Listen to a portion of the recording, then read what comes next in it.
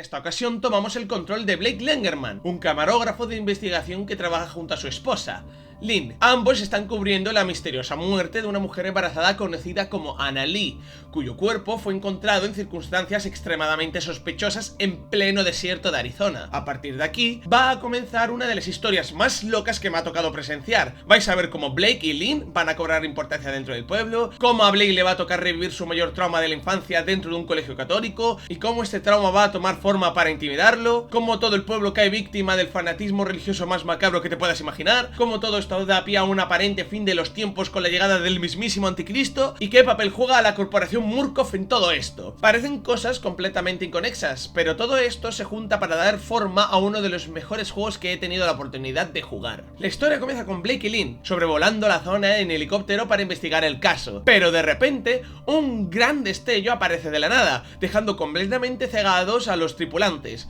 Quedaos con el destello porque más adelante va a ser relevante. El helicóptero sufre un accidente y se estrella en medio de la nada. Cuando Blake recupera el conocimiento, Lynn ha desaparecido y él se encuentra solo, herido y desorientado, en lo que parece ser una zona rural olvidada de la mano de Dios. Y justo ahí empieza lo verdaderamente terrorífico. En la anterior reseña de Outlast me quejé de las incoherencias de su trama, ya que el contexto del primer juego era, por lo menos, curioso. No se me hacía lógico que alguien voluntariamente se propusiera pasar por el infierno que se vive en la primera entrega, pero en esta ocasión Outlast 2 sí que da un buen contexto. Los protagonistas no son personas que quieren salvar el mundo, ni deciden meterse en un pueblo lleno de locos porque sí. Esta vez son simplemente dos personas haciendo su trabajo, y las circunstancias los sorprenden. El juego ni ha empezado y ya hay una mejora más que notable en la trama. Además, Outlast 2, a diferencia de su antecesor, esta vez nos narra dos historias muy distintas de forma episódica. Por un lado tenemos el pueblo, donde nos enfrentamos a locos y cosas a las que Outlast ya nos tiene acostumbrados. Por el otro lado está el colegio católico al que Blake asistió cuando era niño. Este lugar funciona como una especie de espacio de pesadilla, un recuerdo distorsionado que se manifiesta de forma intermitente a lo largo de la historia. En este colegio, Blake revive una serie de eventos traumáticos relacionados con la muerte de su amiga de la infancia, Jessica Gray. Una de las cosas de las cuales me quejé en la primera entrega es que Outlast tenía un ritmo muy frenético y no había muchos momentos donde te dejaran realmente profundizar en la ambientación y sentir un verdadero miedo. Siempre te la pasabas corriendo de un lado para otro. Pero en esta entrega lo único que puedo decir en este apartado es que chapó, porque una parte de las mejores está en que dentro del apartado del terror lo han mejorado de forma exponencial, y aún así han conseguido mantener la esencia y esas persecuciones loquísimas que tanto destacan en Outlast como obra. Y ojo, porque la tensión y el miedo son dos cosas que a veces pueden parecer incompatibles, pero en este juego han conseguido juntarlas de forma más que satisfactoria. La sensación del pueblo se parece más a lo que Outlast nos tiene acostumbrados: persecuciones locas y acción intensa. Por el otro lado está la escuela, que aunque la mayoría del tiempo no aparezca nada y simplemente tengamos que pasar por las instalaciones intentando descifrar lo que sucedió, da muchísimo más mal rollo que ver 15 llamadas perdidas de tu madre en el buzón de voz. Encima, el juego puede cambiar completamente de jugabilidad en un abrir y cerrar de ojos. Literalmente puedes estar en el pueblo, doblar una esquina, abrir una puerta o algo del estilo, y de repente estás en la escuela. Esta faceta le da un dinamismo muy bueno al juego, lo cual lo hace aún más entretenido.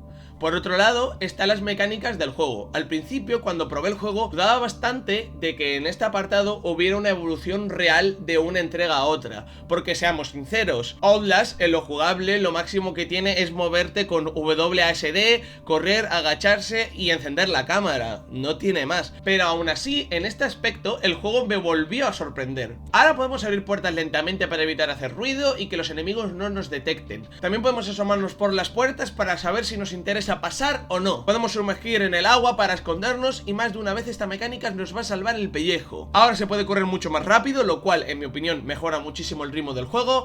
Además tenemos la posibilidad de hacer un pequeño dash para esquivar golpes de los enemigos, que si bien no es algo súper complejo, sí que marca la diferencia. A eso le sumamos otras cosas que ya estaban en las entregas anteriores, como colgarse, asomarse y arrastrarse cuerpo a tierra, pero en esta ocasión se explotan muchísimo más todos estos recursos, y eso hace que el gameplay se sienta más dinámico y trabajado. trabajado. Un añadido genial dentro de la cámara son dos nuevas mecánicas que se han metido. Por un lado, ahora tenemos el micrófono direccional, que nos permite enfocar a la escucha y detectar desde dónde provienen los sonidos. Esto es clave para saber por dónde nos están persiguiendo sin necesidad de ver directamente al enemigo. Por otro lado, la cámara, cuando la batería empieza a agotarse, empieza a fallar y da errores visuales que te pueden cortar completamente la visión. Y aunque esta última te pueda parecer una mecánica inútil a simple vista, créeme que cuando estás en el colegio y la cámara empieza a fallar, da un mal rollo que flipas. Dos cosas más que me gustaría destacar antes de cerrar este apartado son: la visión nocturna se siente mucho más pulida y espectacular que en el primer juego.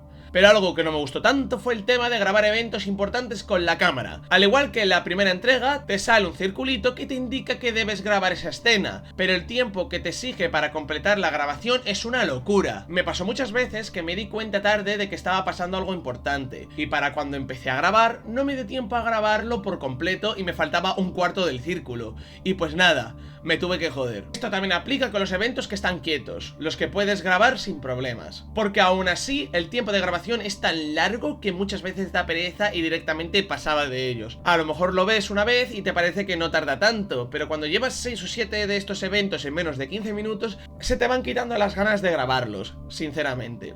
Esto es un fallo menor y no afecta realmente a la experiencia general, pero todo hay que decirlo. Y en fin, estas serían todas las mecánicas del juego, y la verdad, esto es lo que se busca en una segunda entrega: entender qué hizo destacar al juego original y simplemente implementar mejoras sutiles que no afectan negativamente al gameplay. En este apartado solo puedo decir que los de Red Barrels hicieron un trabajo 10 de 10. Una última cosa que quiero comentar antes de meternos en la historia y ya empezar con los spoilers, fue que no había ningún tipo de flexibilidad para que el jugador pudiera pasarse los niveles como quisiera. En el juego original simplemente la fórmula era simplemente la misma. Caminabas un poco, veías al monstruo de turno, el cual sí o sí te detectaba por una cosa u otra y acababas en una persecución. No digo que esta fórmula esté mal, de hecho el juego básicamente se construye sobre eso, pero aprecio muchísimo que en esta ocasión se le haya dado mucho más peso al sigilo y se nos permite jugar con el estilo que más nos guste.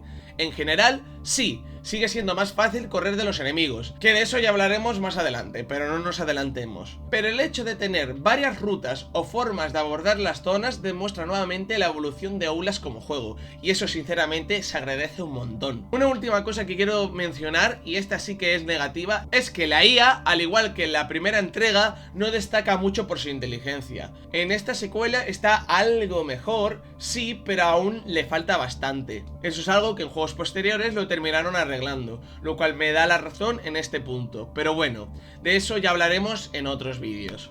Y bueno, a partir de aquí van a caer spoilers a mansalva, así que si por casualidad no te has acabado el juego y te da curiosidad saber mi opinión, pues ya sabes, pausas el vídeo, ya que estás te suscribes, le das un like, me comentas algo bonito, que no te cuesta nada y a mí me hace muy feliz y me motiva a seguir subiendo vídeos porque veo que os molan, y cuando lo termines vuelves y luego me das las gracias. ¡Crack! Bueno, sin marear más, por donde lo dejemos. Blake se adentra en un pueblo controlado por una secta religiosa liderada por Sullivan Knott, un fanático que predica la llegada del anticristo. Según él, ese niño maldito va a nacer a través de Lynn, así que su secta cree que deben matar a Lynn y al bebé para evitar el fin del mundo.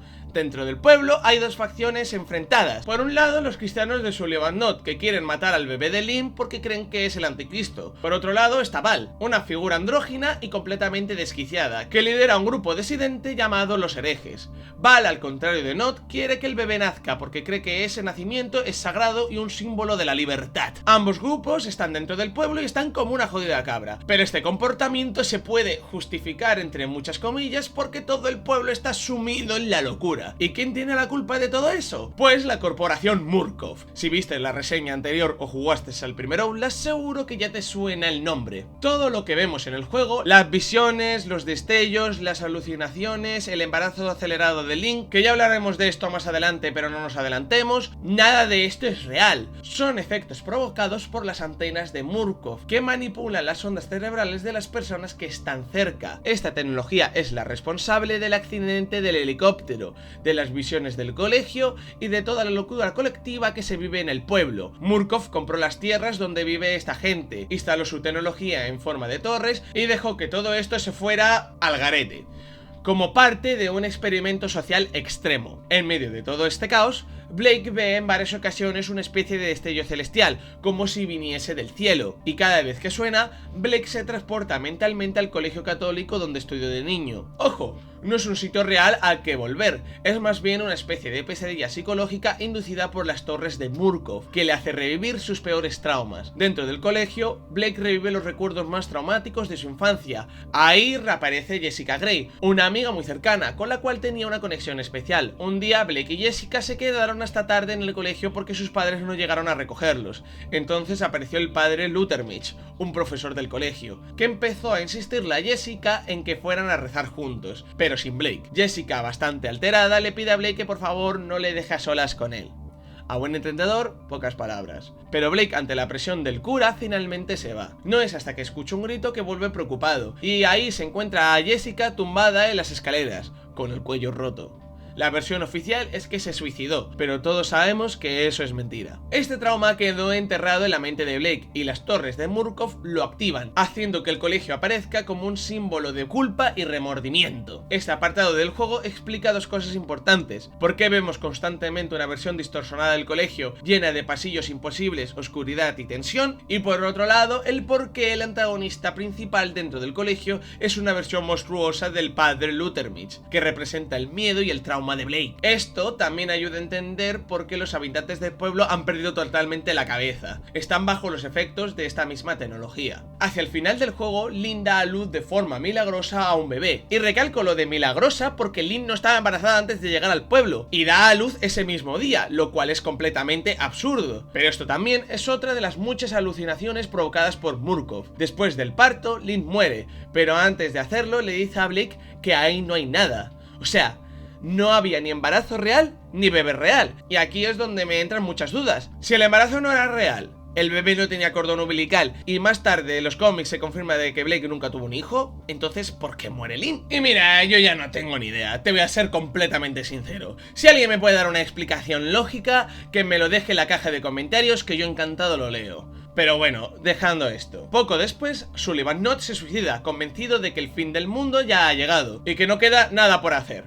¡Ale! Otro menos. Y el juego termina con Blake completamente solo, sosteniendo un bebé que probablemente ni exista, atrapado en su mente, sin saber si lo que está viendo es real o simplemente otra ilusión provocada por las antenas de Murkoff. Y así termina el juego. Este es mi intento de explicaros la historia de la forma más sencilla posible y sin meternos mucho en el barro. Igualmente voy a etiquetar a un chaval que, creedme, explica la historia muchísimo mejor que yo y le da muchísimos más detalles. Si os ha llamado la atención lo que os he contado, id a verlo. De hecho, la mayoría de datos que acabo de soltar los he sacado de ahí, así que ya sabéis. Y ahora, en una opinión más personal, la verdad es que siempre he visto este juego con malos ojos, porque me daba la sensación de que era el típico juego donde vas a un pueblo lleno de fanáticos religiosos locos, y de eso ya he visto suficiente. Me daba pereza y me rehusaba a darle una oportunidad. Esto en parte también me pasó con la primera entrega, pero al probar ambas entregas os puedo decir que no me arrepiento para nada, y sobre todo con la que menos fe le tenía, que era la segunda, ha sido la que más me ha sorprendido. Una cosa que en esta segunda entrega han aumentado a saco es el contenido explícito. Mira que el primer juego era grotesco, pero con esta segunda parte de verdad que se les fue. Hay una nota dentro del juego que me paré a leer y os juro que me dio asco solo de leerla. Y mira que yo no soy precisamente aprensivo, pero toca temas de pedo... filia, y eso es simplemente repulsivo. Y lo peor llega casi al final del juego. Me encantaría poneros imágenes, pero si ya con el vídeo de Scorn me daba cosa mostrar ciertas escenas por el miedo de que me puedan tumbar el vídeo, con estas escenas no me cabe ningún tipo de duda que me lo tiran 100%. Solo diré que hay mucha gente en una mina pasándolo muy bien. Dejémoslo ahí. La escena en sí igual no es tan explícita visualmente, pero si juntas lo que hacen con todo el rollo satánico que rodea el lugar, pues oye, quieras que no, da mal rollo. ¿Qué quieres que te diga? Y es que este juego simplemente coge todo lo bueno del primero y lo hace mejor, demostrando quién manda dentro de su subgénero, y nos deja un título que a día de hoy podemos encontrar a un precio absurdamente barato. Yo lo pillé por una rebaja y me costó menos que un refresco, literalmente. De verdad que me siento hasta culpable de haber pagado tan poco por un juego tan redondo y tan bien hecho. Bueno, en cuanto a los bugs, solo me pasó uno. Me metí en un río y el personaje por alguna razón decidió pegar un salto de la hostia y se me rompieron las piernas y me morí. Tuve que rehacer un tramo pequeño, pero fuera de eso no me ha dado tampoco ningún problema más. Por otro lado, la optimización es buenísima. Y eso, que el juego tiene transiciones muy bestias, cargando a veces dos zonas completamente diferentes al mismo tiempo. Me parece flipante que en ninguna de estas transiciones me haya pegado ni un solo lagazo. En el apartado artístico es simplemente hermoso y grotesco a la vez.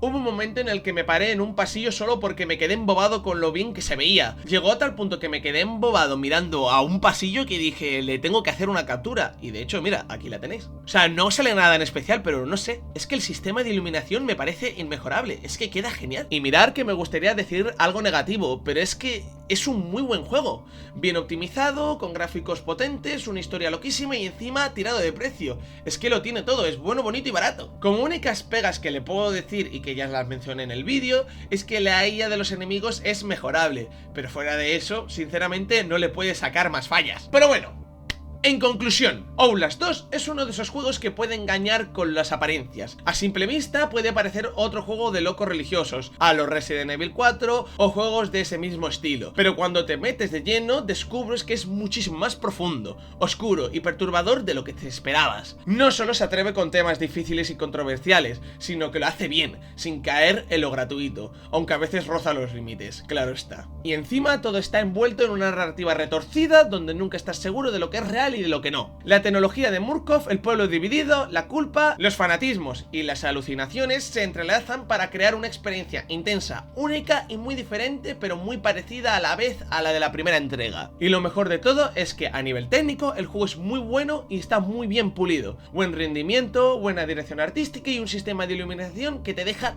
todo loco. Si como yo alguna vez pensaste en que este juego no era para ti, te animo a que le des una oportunidad, porque a veces los juegos que menos te esperas son los que más te sorprenden.